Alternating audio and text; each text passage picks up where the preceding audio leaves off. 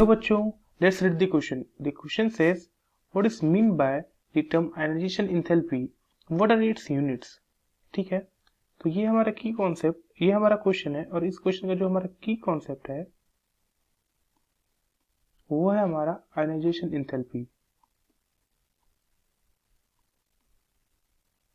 Ionization enthalpy, ठीक है।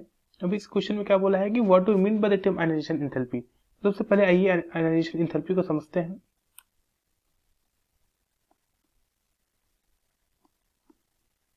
Ionization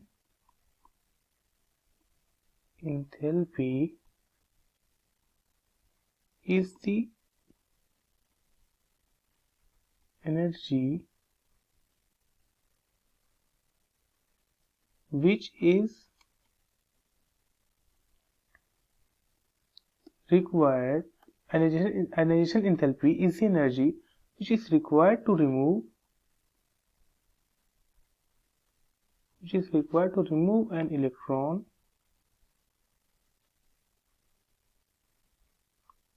from the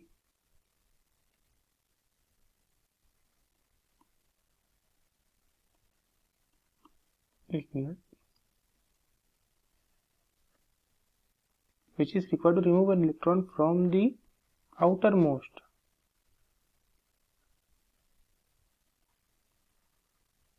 shell of an isolated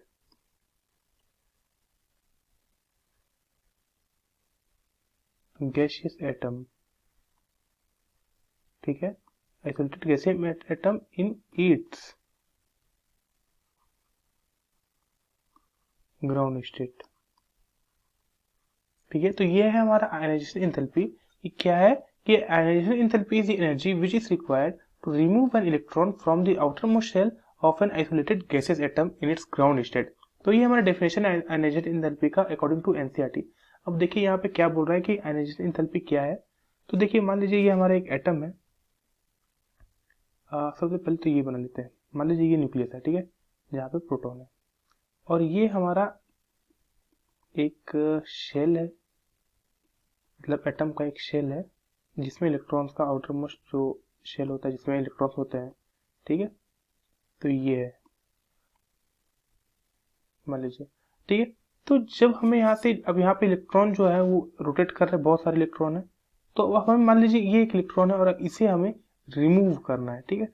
तो ये ऐसे रिमूव नहीं हो जाएगा, इससे पहले हमें एक एनर्जी देनी पड़ेगी। तो जितनी एनर्जी हमें इस एक इलेक्ट्रॉन को बाहर निकालने के लिए हमें देनी पड़ेगी आउटर मोस्ट शेल से, उस एनर्जी को कहेंगे हम आयनाइजेशन एंथैल्पी। भाई वो कोई भी एटम फ्री में इलेक्ट्रॉन नहीं देगा, वो पहले एनर्जी लेता है, क्योंकि इलेक्ट्रॉन खुद पे एक एनर्जी है। तो उस एनर्जी को अगर बाहर निकालना है तो उसे एक एनर्जी देनी पड़ेगी ताकि ये उसे लेके बाहर आ जाए, ठीक है। तो ये है आयनाइजेशन एंथैल्पी की डेफिनेशन और ये हमने समझ लिया। अब दूसरा क्वेश्चन इसी में पूछा है कि व्हाट आर इट्स यूनिट्स।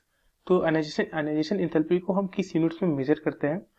तो यूनिट्स की अगर हम बात करें, यूनिट्स ऑफ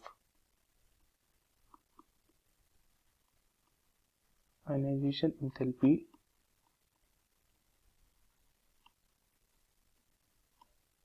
तो इसे हम मेजर करते हैं किलो जूल पर मोल में, ठीक है, किलो जूल पर मोल।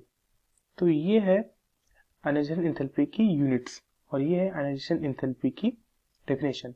Thank you, hope you understand it well, best of luck.